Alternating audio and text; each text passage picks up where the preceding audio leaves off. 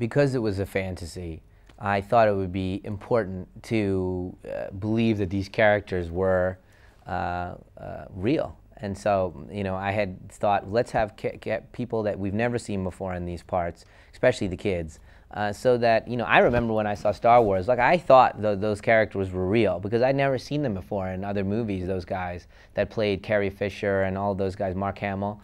And I wanted that feeling. I went so far as to tell Paramount, hey, let's not do any press with the kids before the movie opens so that they think it's real. Paramount didn't think that was a good idea.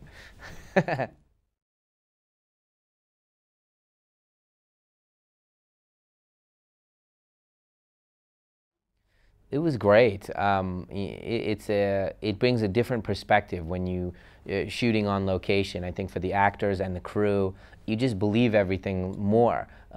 It's easier to get a grounded performance when they feel that they're in the location, and it added an authenticity to the movie that's important because for me, I don't connect with fantasy films unless they're very grounded and they have a kind of a realism to them, and this helps for that.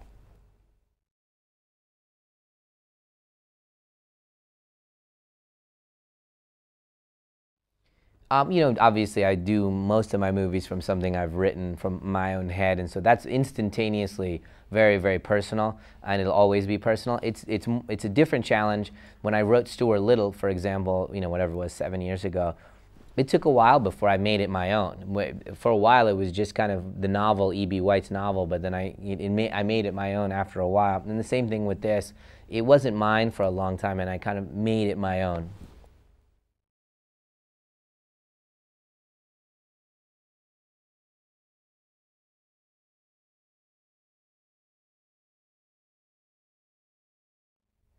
I like it. The Onion director, I like it.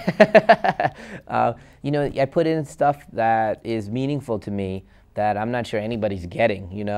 Sometimes it's symbolic stuff, like sometimes I'll even put different arches in the house, and as it gets more open, the arches will open up. Nobody's seeing any of this stuff. It's just something emotional. Sometimes I play with colors and what colors mean in movies. It's nice that some people are seeing the different layers, and certainly there's a layer of entertainment that's there, but then underneath that are the layers that are important to me, the philosophical layers and the thematic layers.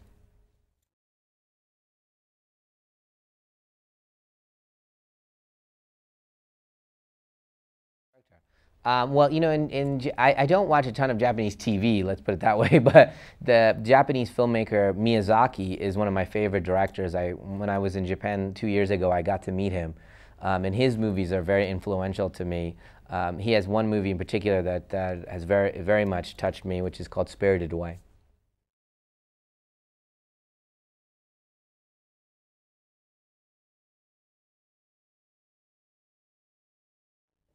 It was scary at first, but I kind of got used to the idea of it, and then I found a way that I could talk to the animators, like I talked to the actors. It's in post production when we've done shooting and we've put together the movie pretty accurately, and I get to speak to the animators as if they're the actors. Can you have this emotion in it? This is the pace I want it to feel like. The creature here, I want him to have this intention, and so I realized I could be personal even with them.